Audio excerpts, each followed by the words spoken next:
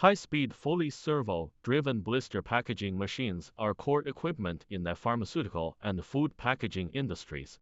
They combine the rigidity of flatbed forming with the high speed of roller heat sealing, and utilize a fully servo system for high-precision control.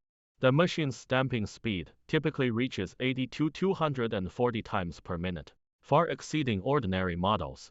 Employing push plate or micro-edge blanking technology, it eliminates lateral waste, significantly reducing packaging material costs, saving hundreds of thousands of yuan annually.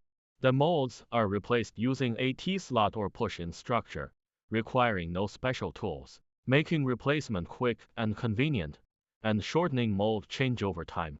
The machine is equipped with a human-machine interface, HMI, for real-time parameter monitoring and fault diagnosis.